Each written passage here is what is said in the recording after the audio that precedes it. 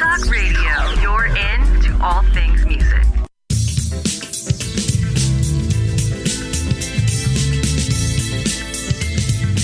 May the best brand win with Scott Robertson's Music Biz Marketing Strategies. Now, here's your host, Scott Robertson.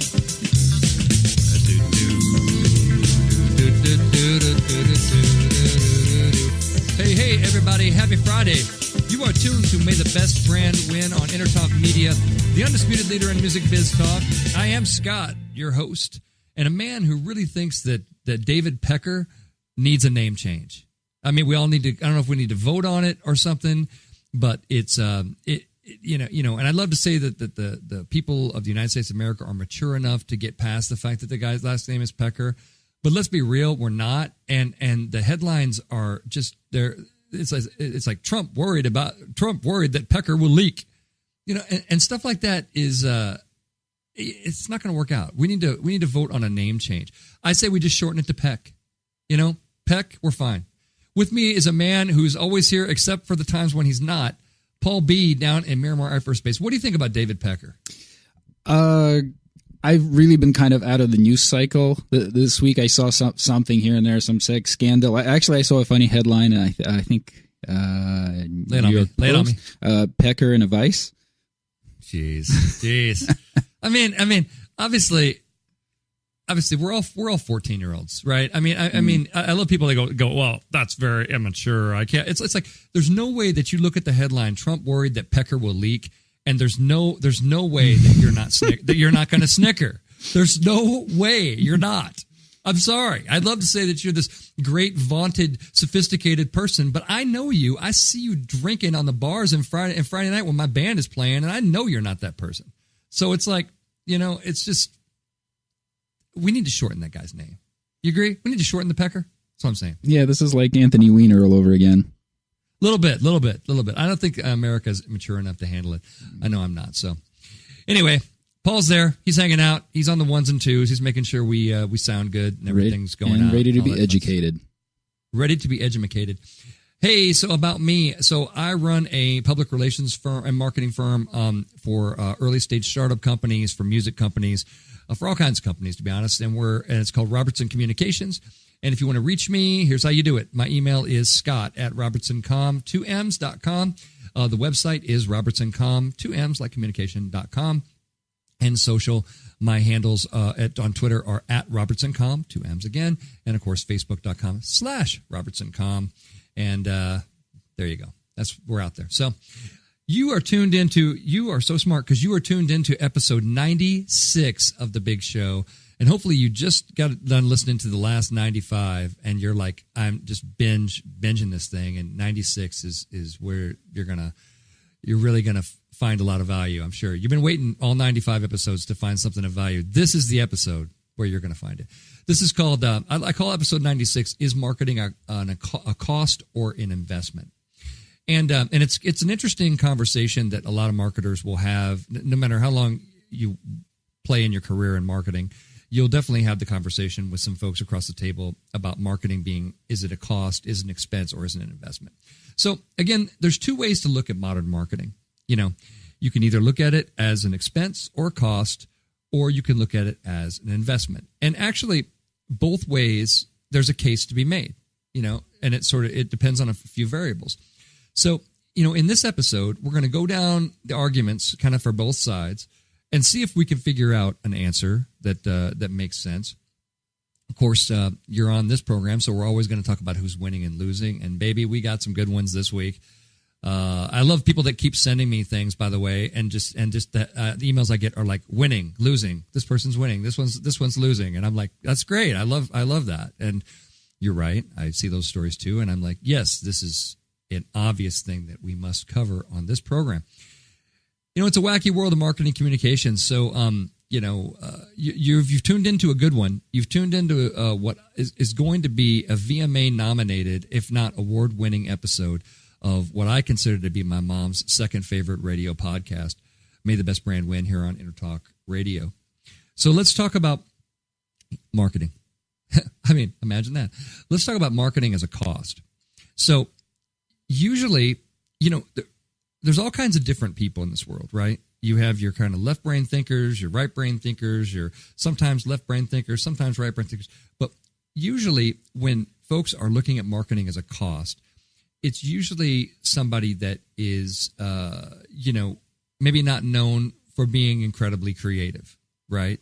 And you need these people in business too, by the way. It's not saying that's not making fun of those people. It's not saying they play an extremely important and valuable role in any business.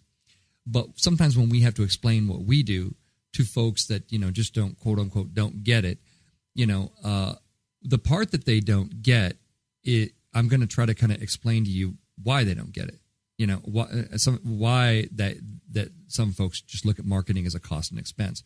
And believe you me, when you own your own business, as I've learned, I mean, every single thing that you're outlaying funds for, it's your money, right? So you become extremely personally involved in every single one of those expenditures. As your company grows and you get a few more people, it becomes a little bit less personal, and a little bit less personal, a little bit less personal, and that kind of thing. And then when you have very large companies, it's not really personal at all, but it comes down to some other factors.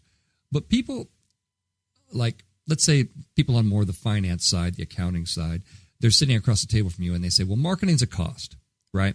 We know it's necessary, just like the building is, just like the heating and cooling is, just like the salaries of the employees are. It's necessary, or you don't have a business. So at least they understand that, and that's great.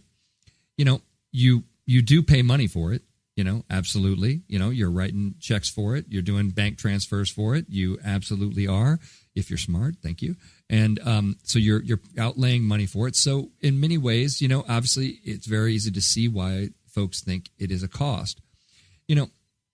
And another argument that I get sometimes about marketing being a cost is that, you don't always see a return on that money, directly to your books.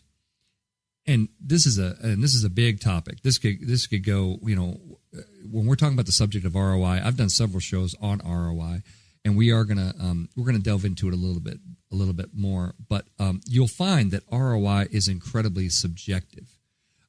So agreement between parties that are measuring ROI is absolutely paramount. It's extremely important that you get agreement on what is that return and what should we expect and those kind of things. Also, folks that see it as a cost are usually thinking in a very tactical manner. We talked last week about strategy and the importance of having that strategy piece.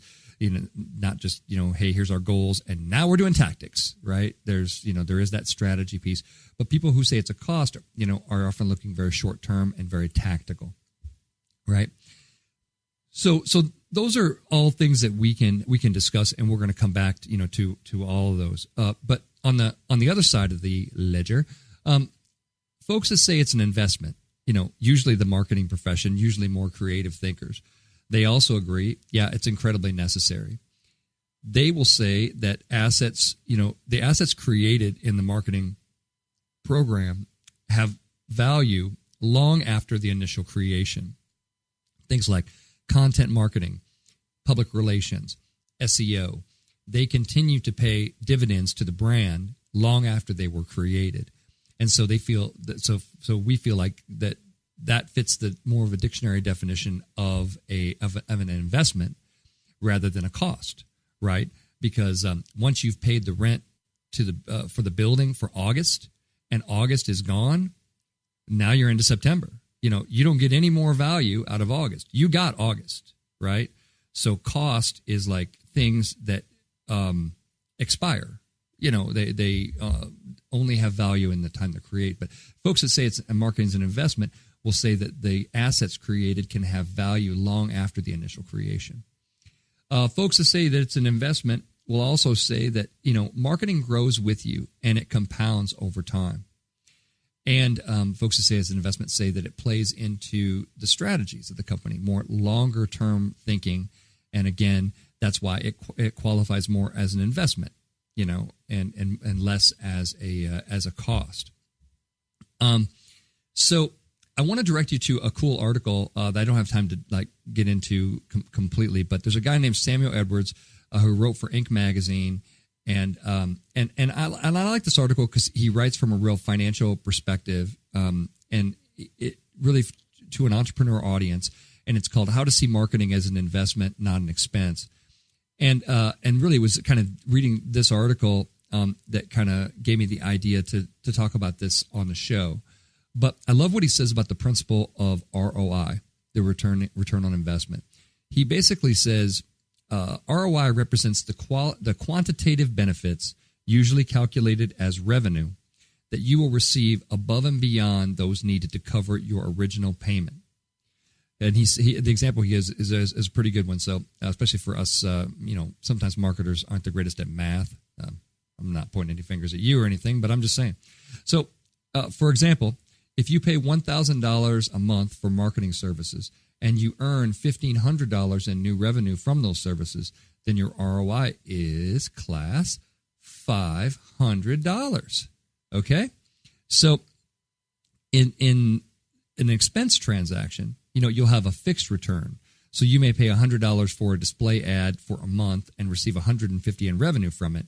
But in an investment transaction, after you pay for the service, you'll continue to reap the rewards, just as a stock investment can continue to pay dividends long after you purchased it.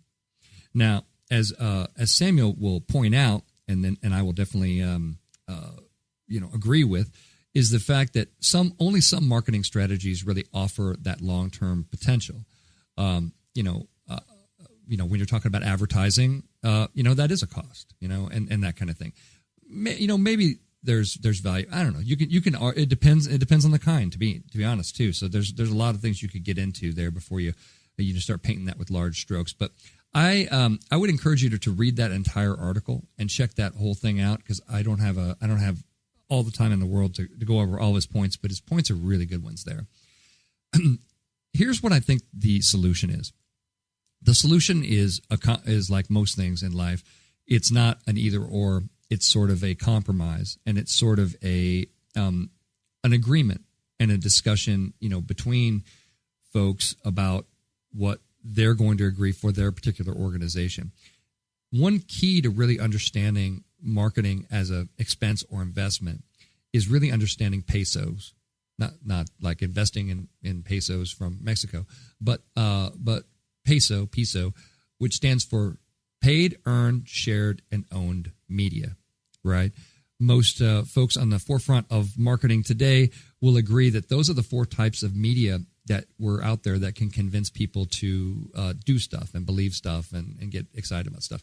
And let me just do those real quickly again. I did a whole entire show on peso, and basically it's P, paid, E, earned, S, shared, and O, owned, right? And just for a quick refresher, so paid is advertising, earned is publicity, public relations, any times you get mentions and you're not paying for it.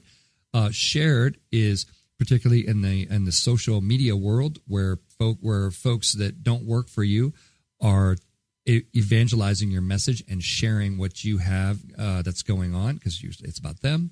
And then owned is stuff that you create, marketing assets that you create and you own and control. Blogs, podcasts, videos, any kind of marketing assets that you create and you own, those things.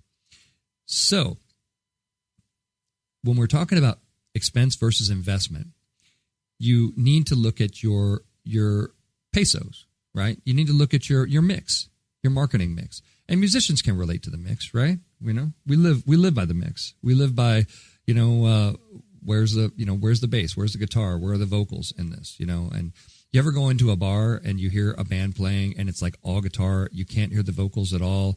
The drums for some reason aren't mic'd, and then the explanation is like, oh well, it was the guitar player's PA system. Clearly that's the case. However, if you want the crowd to enjoy it and not just the guitar player, then what you want to do is you want to make sure that you have a good knowledge about the mix. Same thing and principles apply with your marketing mix, and particularly with your peso mix, people pronounce that differently. That's why I keep doing it both ways, just so folks will. There's different folks in the marketing community that pronounce that different ways. So, your paid stuff can definitely be a cost. It's very easy to see it as a one-to-one. If you have an ad spend, you can calculate, kind of a fixed ROI. You know when it's going to run. You know when your spike's going to be. You're going to get those kind of things. So the P part can definitely be a cost, right? The earn part is probably an investment because by our definition, right, which we're talking about longer-term value than just the time when it comes out. In the great world of the World Wide Web, right, we place things, we place stories, and then those stories live on for years and years and years. I mean, one of my clients, BandLab Technologies, we have a review that came out on I think it was TechCrunch, and it's still, and I mean years ago, so it's not even accurate with the features that the app has today. It came out like 3 years ago, which is a long time in software development, folks. The app is light years different than when it was then. Yet the SEO on it is so strong that it's it's still out there. So sometimes you can't kill those things even if you want to. They're definitely around. They definitely hang there with you. The shared side of things, really goes to our relationship on our social media. And, obviously using employees as, evangelists for this kind of stuff is really important as well. But the shared side of things is definitely an investment because you're investing in relationships, you're investing in all those kind of things. And the own side, certainly a case could be made depending on what asset you're talking about.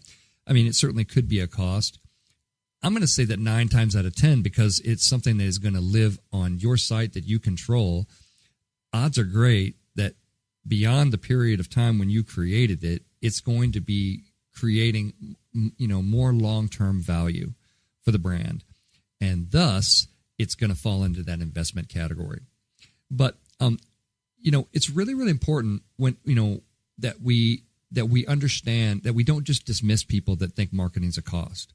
Because like I said, all you have to do is own your own business for a few weeks, and you'll be on that. You'll be right there in the boat with them, and you'll be like, "Well, that's a cost. I can't do that.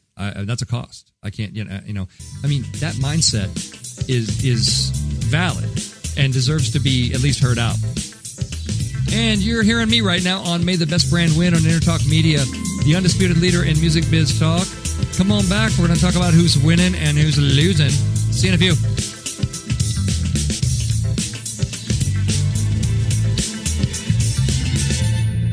Are you serious about your music? Are you ready to run with the big dogs? The experts at Pitbull Audio have the gear to get you into the game. From leading manufacturers like Mesa Boogie, Fender, Pioneer, and American Audio. To sound your best, you need the best. Pitbull Audio can deliver in rehearsal, on stage, and into the big time. Dropping beats, shredding guitar, or making the crowd roar. Whatever you dream, Pitbull Audio can help make it happen. We are Pitbull Audio. We want you to play it loud. PitbullAudio.com. This is Jackie Bertoni from Jackie's Groove. Come join me weekly on my journey through the music business as I take you behind the velvet rope, interviewing industry notables such as Al DiMeola, Michael McDonald, and Al Jarreau, to name but a few. Listen to their stories on being in the studios recording #1 hits and onto the stages throughout the globe. Allow me to be your music historian. You can hear me live every Monday at 2 p.m. and every Wednesday at 12 noon Pacific Standard Time or 24/7 on jackiesgroove.com. Ready to get your groove on? Hi, I'm Tim Dolbear, the host of Sound Experience on Entertalk Radio. Each week, I talk with top professional audio engineers, producers, musicians, and the manufacturers that make the tools that we use in the studio each and every day. From capturing the perfect take to mastering your final release, and the tools and how the pros use them, we are going to dive deep into their process and learn from their experience. I look forward to you joining us each week on Sound Experience with me, your host, Tim Dolbear. Make this your vinyl night. I'm John J.R. Robinson, and every week, music creation comes alive through stories, experiences, and sounds when vinyl records filled our hearts and minds. My friends and I share our tips and techniques used in creation of iconic tracks for recording artists such as Michael Jackson, Eric Clapton, Quincy Jones, and Steve Winwood, to name a few. Vinyl has emerged hot, and the soul of vinyl defines art and passion which burns deepest at night.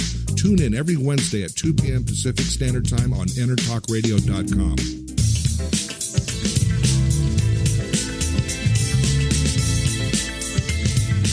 May the best brand win with Scott Robertson's Music Biz Marketing Strategies. Now, here's your host, Scott Robertson.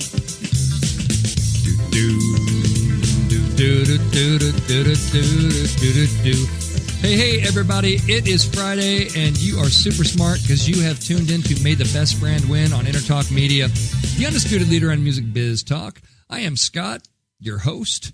We're talking with Paul in the booth. Paul, we're talking about marketing as a cost or an investment. Paul, what are your thoughts, man? It's one of those things you got to do.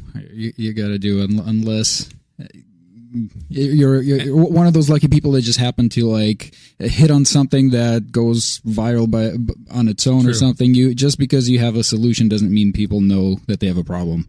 So you gotta get the word out there one way or the other. It costs money. We're learning that here as well. It does cost money. It does. And thank God for that, by the way. Just on behalf of me and my family and how I support myself, thank God that everybody needs marketing. It makes the world so much better for me. Yeah. Well, that's all that matters. There you go. I do have a real Thanos vibe to myself you today. Do. I got to say. Do. I do. All right, then.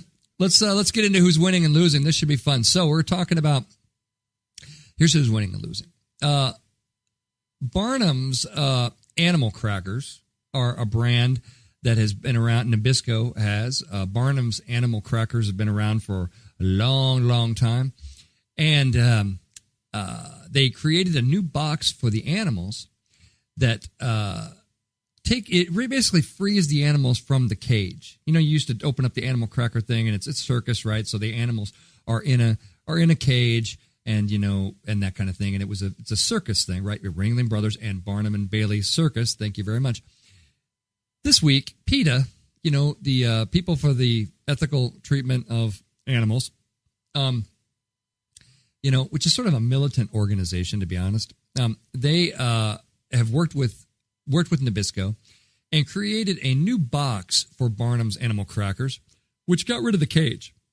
And their quote from PETA says, "Thank you, Nabisco. After working with PETA, the new box for Barnum's Animal Crackers perfectly reflects that our society no longer tolerates the caging and chaining of animals for the circus."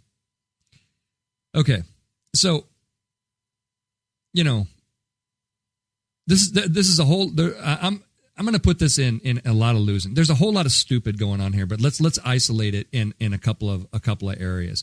First of all, I guarantee you that only PETA noticed that the animals were in cages because everybody else is eating the crackers, and it's like one of these brands that's been around or whatever. And somebody from PETA got their underwear in a bunch about the fact that the animals were in a cage, and I will guarantee you that almost zero to maybe one consumer complained about this, right?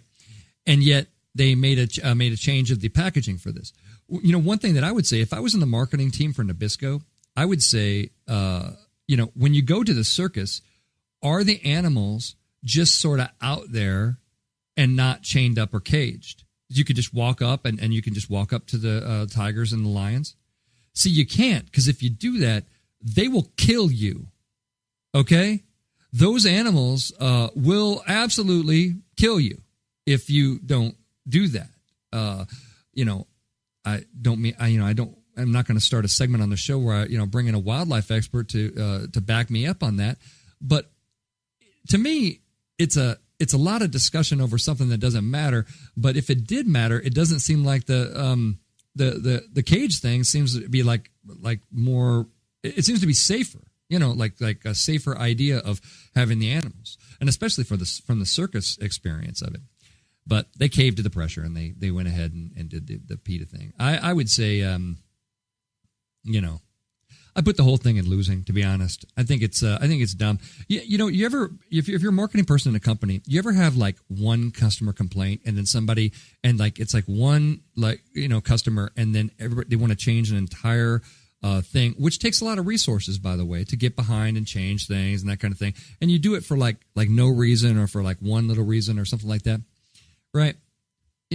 I typically, as a rule of thumb, if it doesn't affect at least 10% to 15% of the customers, then it's just not worth, the marketing resources necessary to do it. And my sense on this one is that probably PETA just noticed it because they noticed stuff, and that's why it got done. But I'm putting the whole thing in losing. But by the same token, I still would love to eat some Barnum's animal crackers, because those things are awesome. Got to say. Verizon. So, a report came out this week that said just 2 days after the Mendocino complex fire ignited in Northern California, fire officials were getting desperate in their emails to Verizon Wireless. As Santa Clara County firefighters mobilized, they discovered that their internet access had slowed to a crawl on the vehicle they were using to coordinate the response. Great. So, the fire chief said, Daniel Farrelly, a systems analyst for the fire department, said, "Please work with us. All we need is a plan that does not offer throttling or caps of any kind." A few hours later, a Verizon accounts manager suggested that they get an upgrade to their plan. I'll just let that sink in for a minute on the subject of what's the dumbest thing we could possibly say. I mean, if we had a contest for the stupidest thing that you could say or do from your company, I doubt this could be. Maybe you could beat it. Maybe we still have a few more to go in this segment, but that's a lot of stupid, right? Because here's why: they are first responders. We can never repay the debt that first responders that we owe first responders. They're out there fighting these terrible forest fires. We need to give them every single resource they can get. That's like the police department, calling up Verizon and they say, "I'm sorry, have you considered upgrading your plan? I know you'd like to make the streets safe and everything else, but how does $199 sound?" It's that kind of thing. It's like these are not consumers. These are public service. Individuals, in public service, working to possibly save your home. So don't throttle their data. Don't come out doing that. Don't suggest they get an upgrade for their plan. What the hell is the matter with you? Allow me to just, if I'm in the room when something like that is sent, the statement that comes out of me is, what the hell is the matter with you? Why would you not help the fire department in a time when they desperately need it?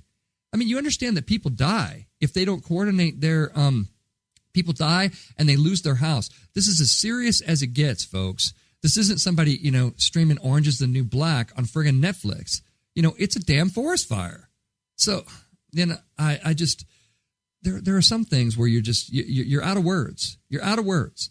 If you're doing PR for Verizon right now, look what your company just handed you as a situation, and look at all the damage control that you're going to have to do to make yourself not look like a bunch of idiots. It's awful. It's awful. Also, while we talk about the reason that we bring in customer service into our conversations about messaging and branding and all this kind of things, exactly this, because where can a crisis arise in an organization? The answer is anywhere. So we need all of our people understanding this is who we are as a company. We are this. I understand that that we want to sell more data plans, and that's our business and that kind of thing. However, I don't know. I don't know if it's a training issue or if it's just or what, but solve it. Create a lot of work for PR and communications, and probably set them back quite a bit, because everybody in Northern California is going to remember that story. Awful. Verizon, you're losing. I saw a really cool startup company that is creating a heads up display for firefighters, and the whole thing is contingent on them having 4G, 5G data out in the out in the woods to be able to kind of make this thing work, right? So if you're smart and if you're smart, there's a whole lot of emotion tied into the idea that we want to help first responders. So this can be a real opportunity instead of a massive liability, for your organization. Very, very important. Well, the most sexist state in America is Arkansas. There you go. And New Hampshire is the least sexist state, according to an index of sexist attitudes. Yes, that's a thing, developed by economists at the University of Chicago, Northwestern, and the National University in Singapore. So, the study is really interesting, by the way. I'll direct you to the story. It's in a lot of places, but Washington Post is where I pulled it from. And they have this nice map of the United States that goes from the least sexist to the most sexist, which seems to be kind of, to me, subjective, I would say. But anyway, they wanted to know how the prevalence of sexist beliefs in places where women grew up and the places where they worked as adults affected outcomes such as wages, workforce participation, age of marriage, and childbirth. Kind of interesting. The whole is a interesting story, but they came out with this strong statement that says sexism is the highest in the Southeast and the least extreme in New England and the West.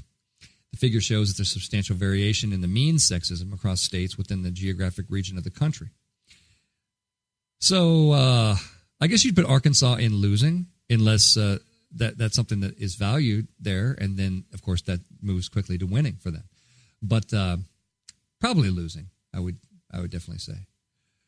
It's an interesting story. Definitely check out that story in the Washington Post this week. Oh, the VMAs.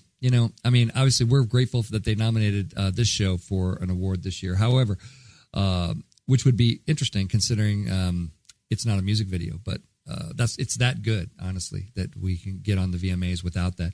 But their ratings dropped significantly on this past Monday night compared to last year, as this version featured an onslaught of political and anti-Trump rhetoric. They averaged 2.25 million viewers, which is down 16%, which is almost 3 million people who also tuned into those people tuned into the 2017 show. And the drop was even more significant with adults aged 18 to 49, with MTV losing 20% of the key demographic. So the show was very, politically charged, and I think, just as a marketer, and we talk about this sometimes on the show, right? What are we seeing? Anybody that goes to politics, suffers ratings losses, right? Because our country doesn't agree on politics right now. Maybe we never did, but certainly right now, it's a very risky move to dive into that, I got to say. And we saw the same thing with the Grammy Awards. We saw which we covered on the show. We saw the same thing with the Oscars. We saw the same thing with this. There is a feeling in this country that the elites that produce these, shows, programs, and sort of your artists and that community out there are completely out of touch with the totality of the rest of the United States of America. And believe me, the election map from Trump's election absolutely proves that point.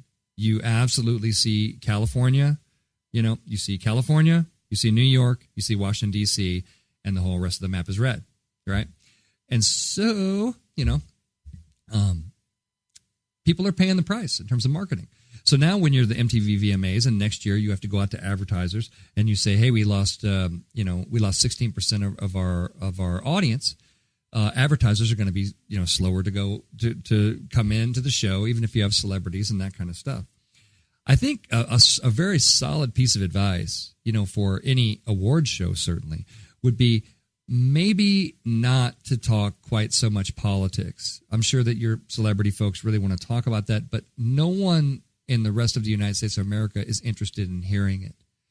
The NFL, saw double-digit declines. And, man, it's hard to get this country not to like football. The Super Bowl is the biggest media event on earth.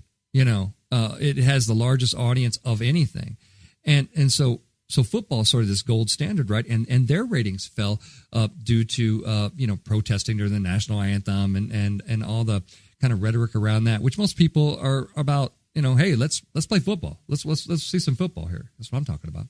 So anyway, we're going to put the MTV Video Music Awards in the big old losing category. You know who's winning is Target. Interesting story this week in CNBC about consumer spending being really strong, and it's never been better as far as Target is concerned. As you see more and more retailers, going out of business and announcing their, business plans aren't working, and they just complain, oh, retail's hard, retail is rough. But Target has seen the biggest jump in foot traffic and best growth in sales at its stores that have been open for more than a year than the company has ever seen. The CEO said, we're seeing a great consumer response, unprecedented traffic. As we go back and look, we've never seen traffic growth like this. The big box retailers said digital sales skyrocketed more than 40% during the quarter. So maybe Amazon doesn't have everything in the marketplace. Target is doing really, really well. Check out that entire story. But obviously the story is great because it talks about a healthy U.S. economy, rebounding consumer confidence, and record low unemployment benefits big retailers like Target and Walmart. So the question is, what are the small guys not doing? Why aren't they benefiting in the same way that Target and Walmart are, and that kind of thing? And then you have things like Toys R Us and that kind of thing. So anyway, it's maybe a story for another time, but it's just good to see some retail good news, and we're going to put that firmly in winning.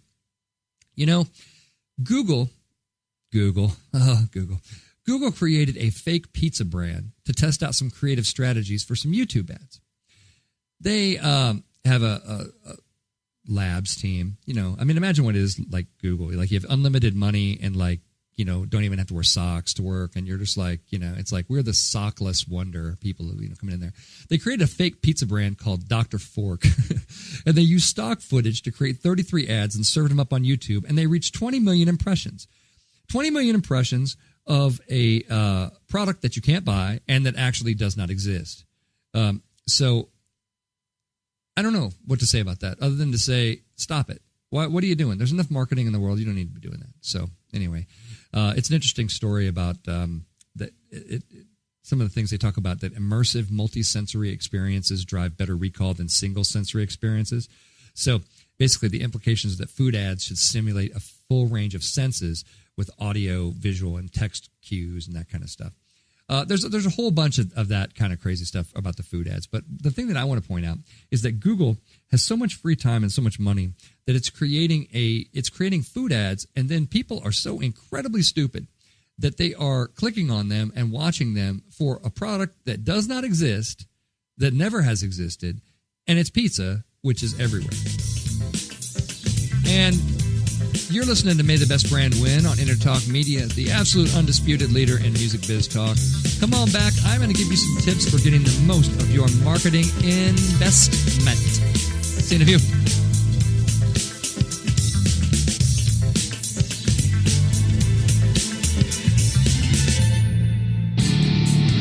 Hi, I'm Tim Dolbear, the host of Sound Experience on Entertalk Radio. Each week, I talk with top professional audio engineers, producers, musicians, and the manufacturers that make the tools that we use in the studio each and every day. From capturing the perfect take to mastering your final release, and the tools and how the pros use them, we are going to dive deep into their process and learn from their experience. I look forward to you joining us each week on Sound Experience with me, your host, Tim Dolbear. Are you serious about your music? Are you ready to run with the big dogs? The experts at Pitbull Audio have the gear to get you into the game. From leading manufacturers like Mesa Boogie, Fender, Pioneer, and American Audio. To sound your best, you need the best. Pitbull Audio can deliver in rehearsal, on stage, and into the big time. Dropping beats, shredding guitar, or making the crowd roar. Whatever you dream, Pitbull Audio can help make it happen. We are Pitbull Audio. We want you to play it loud. PitbullAudio.com. Make this your vinyl night. I'm John J.R. Robinson, and every week, music creation comes alive through stories, experiences, and sounds when vinyl records filled our hearts and minds. My friends and I share our tips and techniques used in creation of iconic tracks for recording artists such as Michael Jackson, Eric Clapton, Quincy Jones, and Steve Winwood, to name a few. Vinyl has emerged hot, and the soul of vinyl defines art and passion which burns deepest at night. Tune in every Wednesday at 2 p.m. Pacific Standard Time on EntertalkRadio.com. This is Jackie Bertoni from Jackie's Groove. Come join me weekly on my journey through the music business as I take you behind the velvet rope, interviewing industry notables such as Al Di Meola, Michael McDonald, and Al Jarreau, to name but a few. Listen to their stories on being in the studios recording #1 hits and onto the stages throughout the globe.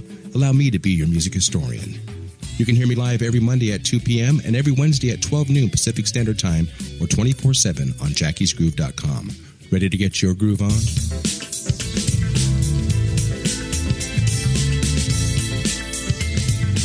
May the best brand win with Scott Robertson's Music Biz Marketing Strategies. Now, here's your host, Scott Robertson.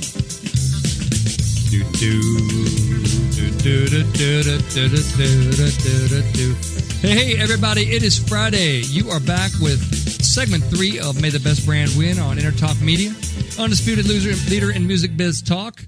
I'm here. We just did winning and losing. Paul, what did you think of the craziness in the world this week? What do you got? Yeah, the Verizon one was pretty cringy. Lord, it's crazy. It's like one of those things you run into it like as a consumer a lot of times where you run into someone where they have like their sheet of like canned responses and that's the only thing they can do, and like there's no room for using any kind of creativity or personal any kind of rational choices. You just you have your buttons that you have to push, and that's all you can do. And like there's a giant forest fire and we need help, and even that doesn't manage to break through. That's scary. It almost reminds me of like the police department when they are engaged in something, they can sort of take control of all the different city features and utilities, right? Mm-hmm. They can commandeer vehicles, they can change the traffic signs, they can completely stop traffic on freeways, they can do all kinds of other stuff. It seems like the fire department should have like a button that says, when we need bandwidth, everybody needs to stop streaming friggin' Netflix, and back up and float the traffic to the most important place where it needs to be. Makes sense, yeah. It just seems like they're not quite getting the respect. I don't know. Or they need to have a conversation and go, look, we need a button where we can push it or a gauntlet. A gauntlet with like 5 magic stones. 5 magic stones, and you snap your fingers, and all the bandwidth goes to the fire department. Now I'm glad we had the show today, because now we have brainstormed the right thing. Oh man! But then of course the fire department be using it when they're there's not they want to stream the game or something. Yeah, high possibility of abuse there. Yeah, but Verizon. What is the matter with you? Crazy. Well, folks, you are tuned on to the big show, and of course, it is episode 96 still. We've been talking all day about marketing. Is it an expense or an investment? And here in segment 3, we're going to talk about getting the most from that investment.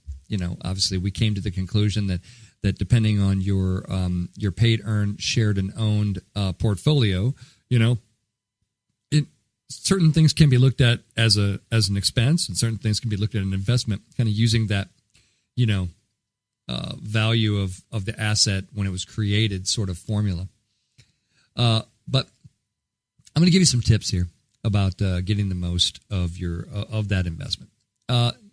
Tip number 1, make sure that you are employing a good 5-step planning process that we discussed a lot in last week's show, but it's really relevant here because obviously if you are headed towards measuring your success and that sort of thing, that you have a good plan, and again, just as a quick reminder, that plan begins with research.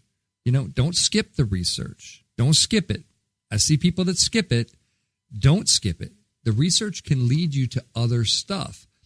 I was working with a startup company this week on their messaging, and we looked at a lot of competitors' websites and sort of the analysis of what those competitors were doing indicated a huge hole. I mean, like a Todd Gurley Los Angeles Rams, we're running through and nobody, and the safety better catch him or it's a touchdown kind of hole. I mean, it's like that kind of hole. And you only see that is if you employ good research. If you analyze the market and you say, wait a minute, all of the competitors have completely ignored this. And from this research, it looks like consumers are really wanting this. So maybe we should do this, right? And that kind of thing. It can really, really electrify the program. And then when people, make assumptions, they don't do market research, correctly, or they make assumptions. I said that twice because it happens all the time. I always ask the question. I'm like, so how do we know this? How do we know that's what the market said? How do we know? Who said it? Did an analyst say it? Is there data that says it? You got to ask those questions. You're a scientist, right? You're trying to prove, just like the people did when they were trying to prove that Arkansas was the most sexist state. You got to have a research methodology. You can't just go, well, it sounds good. Arkansas, that sounds like the right thing to me. It sounds like they're super sexist down there, and let's just say that. No, there's a whole methodology, for that stuff. And in marketing, I know that we're these massive creative minds and everything, and we just can't wait to get all creative all over everybody. But, research important. Goals. So research, goals, strategies. Don't skip that. Don't skip the strategies like we talked about last week. Go check out last week's show, all about that. Then you get to tactics. Nobody has any problem listing a whole big whiteboard full of tactics. And then the other step that gets missed is evaluation. And since we're talking about marketing as an investment, how do you know if you got something back on your investment? Well, you get a statement, right? You get a statement from your 401k. You get a statement from your stock portfolio. And what does the statement say? Well, your stuff either went down or it went up, or maybe it stayed the same. But it either went down or went up or stayed the same, right? And marketing doesn't always do that. We just say, oh, well, we did something and they continue to pay us. And so therefore, who's buying drinks? That kind of thing. But make sure that you make the time in the beginning for the research and at the end for the evaluation. If there is one weakness that I see in a number of marketing plans out there is the fact that they are just a big laundry list of tactics. We don't know why we're doing it. We don't know who started it. We don't know why the hell this is even on the board, but it's just something that we've always done, right? That is not a marketing plan. That is a list of things to do. I have a grocery list, but that's not a nutrition plan either. It's a list of things to buy at the store. That's a different thing. Very important to know that, right? So employ that 5-step planning process. That's really a great way to make sure you're getting the most for your marketing investment. Number 2, once you've got this grand marketing plan, and you will have it, make sure that you communicate that sucker to everybody in the company, particularly anybody that, might, interact with customers, that might, have any sort of, like the customer service rep at the Verizon thing that we talked about for the fire thing, right? They need to understand what the company's feeling is about first responders, or they need to understand what the company's feeling is about, people in public service at all. And with any luck, the company's feeling is that we should do everything in our power, everything humanly possible to help those people, because it could be your personal house that they're out there saving. You know what I mean? So, that kind of thing. But communicate that marketing plan to everybody in the company. I know a lot of people in marketing that, it's a pain. It's a pain to go out and have to involve people in what you're doing, because human beings, we like silos. The reason so many organizations are created in silos is that human beings like silos. We don't want anybody, especially when we rise to a certain degree in the organization. We've been there for a long time. We don't want anybody coming in there and Monday morning quarterbacking this thing and possibly screwing it up, right? But we're not talking about that here. By the way, you should always get consensus. That's just a good thing to do. But in this tip, you want to communicate that to everybody in the company. The company must be on the same page. Otherwise, you will be dealing with situations in social media like the Verizon one on a regular basis. Very important. Just like stocks, when you go in and you realize that your portfolio may not be performing up to your expectations, you can make adjustments. You sit down with your broker, or if you're super smart, maybe it's you, and you're like, I want to buy more Apple stock. I want to buy more Microsoft stock. Obviously, after the news we just heard on winning and losing, I want to buy more Target stock. Seems like Target's really kicking butt, and doing a great job. And that may be a good stock. So maybe you adjust, you go through and you adjust that portfolio, right? That's how you get a good return on your marketing or on your investment. Same thing in marketing. Your portfolio is, maybe your strategies, maybe your positioning, maybe your messaging, maybe, believe me, we're going to get there. I know you're excited. Tactics. Maybe it's a whole big list of tactics, maybe it's, the ads and press releases and all these kind of tactics, but adjusting that portfolio makes a lot of sense. Sitting down, doing an exercise and saying, okay, this is, what's working, what's not, what can we, start doing, what can we stop doing, doing exercises like that will help you not fall into the trap of, well, that's how we always did it. I don't know. That's how Grandpa set up the marketing plan. So I guess it works just fine. And it's like, when did he set that up? And they're like, well, the 70s, like the mid 70s, he did a good job setting that up. And, we're still advertising in the same places and doing the same thing.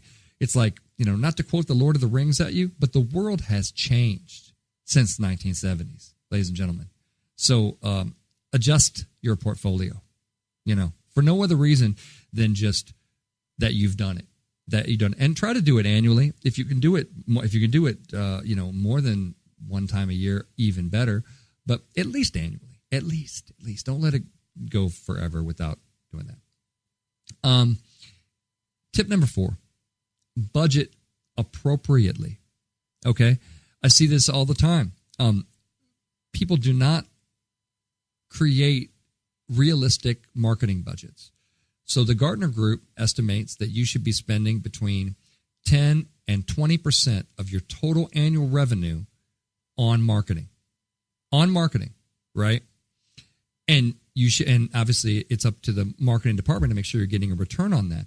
But if you're a company that is only spending 2%, you're a big company, but you're only spending, 2% on marketing, you're not spending enough. You're not investing enough, and thus when you look at your returns, they're going to be smaller, right? Same thing. How much Target stock should I buy? Well, how's it looking? What's the trajectory? What can we afford? That kind of thing. What are we trying to do with our portfolio? That kind of thing. Use that same kind of logic and basically say, let's budget these things appropriately. I see this all the time. I come in with a startup company and I say, well, what do you guys have, put aside for marketing? And they're like, oh, well, we're not making revenue right now and that kind of thing. I'm like, yeah, but you just raised, let's say you raised $1 million. I'm like, so is 150,000 of that going for marketing? Oh no, it's going to go for software programming and it's going to go for all these other kind of things. I'm like, so it's not a business then, right? So then it's not being run as a business. It's being run as a software development think tank kind of thing. Sometimes your startup companies didn't always come through the business program. You know what I mean? I see that a lot, and they're just like, oh yeah, the world's just about how much AI software can we create and how many programmers can we hire and this kind of thing and that kind of thing. And I'm like, yeah, but how are you going to pay them? Where's the business model on this thing?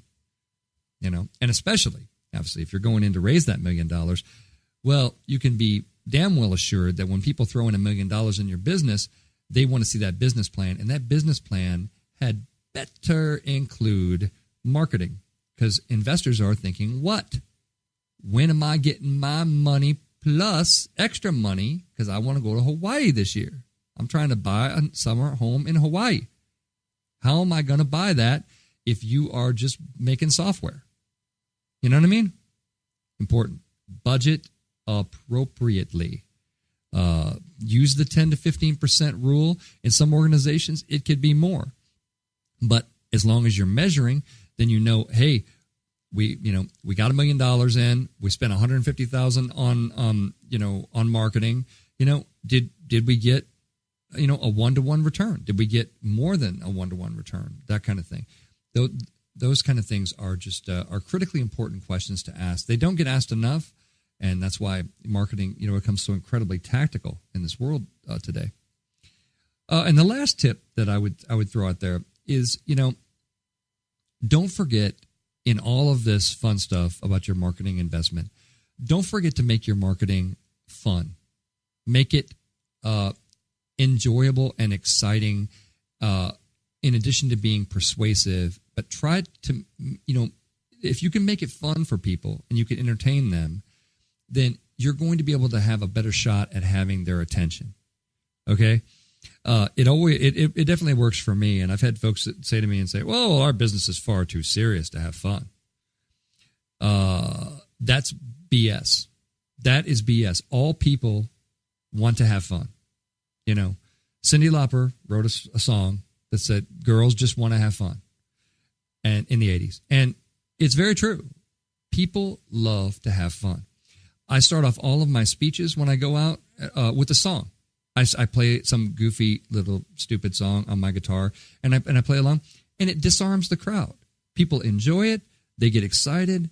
By the way, from a neuroscience perspective, they're about 80% more likely to retain the information when there's a musical stimulus that precedes the education, And so, it works on a couple of levels.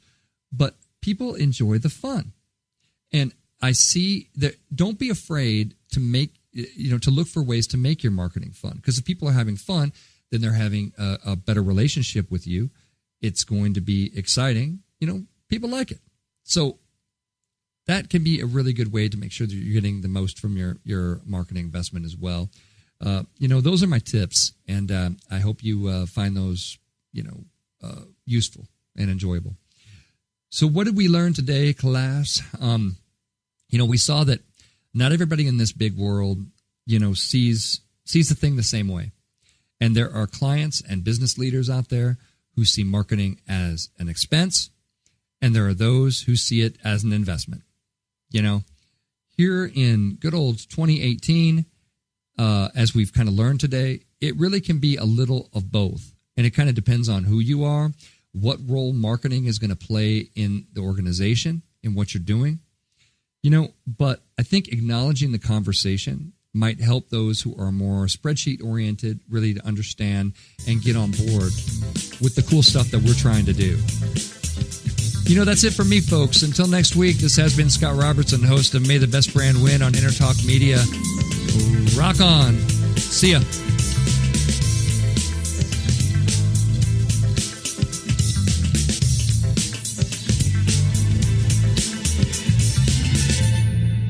You know what's all around you every waking moment of your life? Marketing. You're choking on it. I'm Scott Robertson, and when it comes to strategic PR, branding, and marketing, I've seen it all. And actually, I'm still seeing it because bad marketing never sleeps. Join me each week on May the Best Brand Win, right here on Entertalk Radio, and learn how to make the marketing for your brand unforgettable. Hi, this is Tim Dolbear from Eclectica Studios. I'm a full-time mixing and recording engineer. I work with Grammy winners, labels, and indie artists, using state-of-the-art digital mixing and restoration tools and the very best in analog gear. Really, though, it's my ability to bring tracks to life and fulfill your vision for your music. This has made me sought after by producers and artists worldwide. So spend your time working on music and not chasing a mix down a rabbit hole. Go to timdolbear.com and check out our free one-song mix offer. Are you serious about your music? Are you ready to run with the big dogs? The experts at Pitbull Audio have the gear to get you into the game. From leading manufacturers like Mesa Boogie, Fender, Pioneer, and American Audio. To sound your best, you need the best. Pitbull Audio can deliver in rehearsal, on stage, and into the big time. dropping beats, shredding guitar, or making the crowd roar. Whatever you dream, Pitbull Audio can help make it happen. We are Pitbull Audio. We want you to play it loud. PitbullAudio.com. This is Jackie Bertoni from Jackie's Groove. Come join me weekly on my journey through the music business as I take you behind the velvet rope, interviewing industry notables such as Al DiMeola, Michael McDonald, and Al Jarreau, to name but a few. Listen to their stories on being in the studios recording #1 hits and onto the stages throughout the globe. Allow me to be your music historian. You can hear me live every Monday at 2 p.m. and every Wednesday at 12 noon Pacific Standard Time or 24/7 on jackiesgroove.com. Ready to get your groove on?